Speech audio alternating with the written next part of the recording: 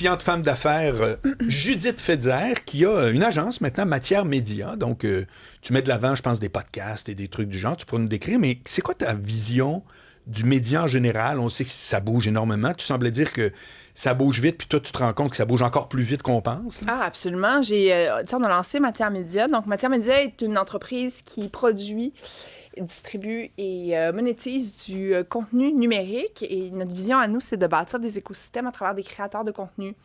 Donc, par exemple, mon associée dans cette aventure, c'est la grande Lisande Nadeau. Oui. Donc, pour elle, on va produire ses podcasts qui sont sexe oral, parenthèse, mais produire aussi du contenu pour sa chaîne YouTube, qu'on est en train peut-être de relancer, mais bâtir aussi une stratégie événementielle, puis avec...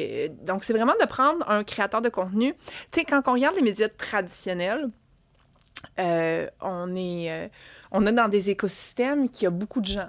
Il y en a moins qu'il y en avait avant, certes, mais on est quand même dans des écosystèmes où il y a plusieurs expertises qui vont travailler ensemble pour livrer quelque chose. Oui. Le monde des créateurs de contenu était un monde qui était bien seul. Donc, ces gens-là avaient peut-être un agent, mais après ça, des vidéastes, des monteurs, des réals, des recherchistes, donc toutes des expertises pour bâtir un projet. Donc, moi, ma vision des médias, c'est que justement, tout ce qui est numérique, on atteint des niveaux où, là, les gens, l'attention des consommateurs s'est déplacée. Maintenant, on consomme beaucoup plus d'informations via nos médias sociaux, via les plateformes sociales, via YouTube. Et les standards vont commencer à augmenter tranquillement, pas vite. On le voit. Au dernier L'artisanat va être moins de mise, c'est ça que tu dis. Mais au dernier gala Influence Création, un de mes constats était que le temps du créateur de contenu qui prend son téléphone puis qui se filme tout seul puis qui édite à peine est un peu révolu. OK. C'est vraiment des Lambert Drainville, c'est des Ali Brassard, c'est des gens qui ont des équipes qui ont gagné ces prix-là. C'est ces gens-là qui bâtissent des Marianne Plaisance. C'est des écosystèmes qui créent autour d'eux. Et c'est vraiment ça la vision de Matière. Donc, c'est de supporter ces créateurs-là.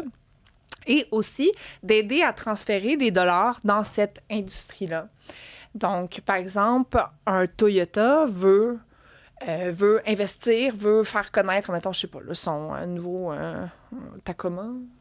Oui, parfait. Ça existe. Son nouveau Tacoma, il veut parler avec des garçons entre 25 et 35, mais habituellement, un Toyota va parler avec, mettons, un Sidley, qui va être son agence de publicité, mais aussi avec une agence média, un genre d'Omnicom de ce monde, Jungle, Dialecta, ce ne sont que quelques agences.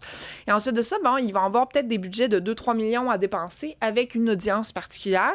Et là, ces agences médias-là vont parler avec des Québécois, des belles médias, etc., qui vont bâtir des campagnes.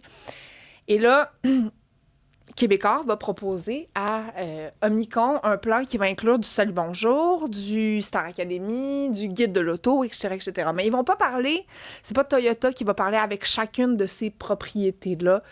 Et c'est un peu ce qu'on essaye, c'est ce pont-là qu'on essaye de faire parce qu'on comprend que c'est beaucoup trop de travail pour les agences médias et même pour les compagnies qui veulent investir pour rejoindre à des... Mais tu sais, bâtir des plans à coût de 10 000 $, 20 000 $, 30 000 $, ce qui fait en sorte que l'argent ne transfère pas aussi rapidement que l'attention des consommateurs, et ce qui fait en sorte que le milieu de production, on n'investit pas assez rapidement dans ça. As-tu l'impression que les algorithmes des plateformes aiment le contenu plus fignolé? Est-ce que tu vois ça dans les chiffres? Absolument. En fait, je parlais avec un créateur de contenu, Olivier Dion, pour ne pas le nommer, récemment, puis il me disait, puis c'est un constat vraiment de tous les créateurs de contenu, c'est qu'auparavant, ça fait 10, 15, 20 ans qu'ils bâtissent des communautés, puis là, soudainement, depuis un an, ils n'ont plus le même reach qu'avant. Ah oui. Fait que, mais t'as bâti ta communauté, puis ta communauté aimerait ça, avoir des nouvelles de tous ces créateurs de contenu-là, sauf que c'est vraiment un contenu qui est addictif. Je sais pas si vous avez vu, il y a quelques mois, Meta lançait ça. C'est un lien qui permettait de uploader ton contenu, que ça existe. Nous, on a pris la décision de ne pas le faire, parce que maintenant, on se dit dans quel monde on vit, là. Mais qui permet d'uploader tes vidéos, puis qui va te dire où est-ce que les gens vont potentiellement décrocher. En fait, ils viennent mesurer le pouvoir d'addiction d'un contenu en ligne. Puis ça, c'est vraiment dans le but de te garder hook le plus longtemps que tu vas... Donc, Facebook puis Instagram, Meta, est capable de te donner un outil quand tu fais ta vidéo en disant, regarde, nous autres, là, selon ce que nous autres, on va faire, on te dit d'avance. Ils utilisent l'intelligence artificielle pour te dire, check, c'est vraiment long. Là. Au début, là, tu parles pendant 4 secondes, là, tu vas perdre tout le monde. Tout le monde s'en sacre de ton histoire. Accélère. Mais je l'ai donné le chiffre, je vais voir si tu es au courant. C'est quoi, règle générale, le pourcentage de gens qui débarquent après 30 secondes d'une vidéo YouTube? Ah, ça doit être... je sais pas, je connais pas tous les formats, mais ça doit être quelque chose d'épouvantable comme 95%. C'est 50. Là. Ah. Pense à ça, là. N'importe qui, là, même les plus chevronnés. Là. Oui, mais c'est parce que ça... La moitié après 30 secondes font comme « Ah, ça me gaze ». Les gens, c'est sauvage, là. Oui. C'est sauvage. Les gens, nous, là, tu sais, je veux dire, n'importe qui a un téléphone puis qui a le nez dedans, on s'en rend juste pas compte. Mais c'est pas vrai qu'on fait « Ah, on va le tester pendant 20 minutes, ce nouveau ». Non. Absolument pas. C'est raide dans ta tabarouette. Absolument pas. Le mot de la fin, Judith, qu'est-ce que ce serait? Judith Fédière? Qu'est-ce que ça serait? J'aimerais que tout le monde se rallie à ma cause de déplacer la 132 de 200 mètres. C'est excellent, ça. Ça serait quoi, le .com? Ça serait 132 vers le centre.com? Repoussons la 132. C'est malade.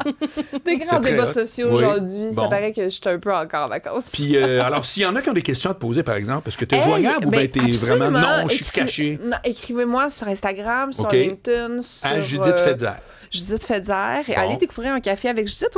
Voyez-vous, aujourd'hui, c'est un épisode avec Hugo Meunier. Bon, journaliste en plus. Wex, il est-tu encore ici, Hugo? Je pense que non, oui. il n'est plus ici. Non, Il est depuis déjà quelques années. Oui. Journaliste de terrain. On a appris qu'est-ce que ça voulait dire, un journalisme de terrain. De terrain. Bon, ben écoute, tu es une invitée de terrain, vraiment formidable. Très Merci content de t'avoir rencontré. Salut Marianne, salut Hugo. Revoir, salut tout le monde. On se reparle demain.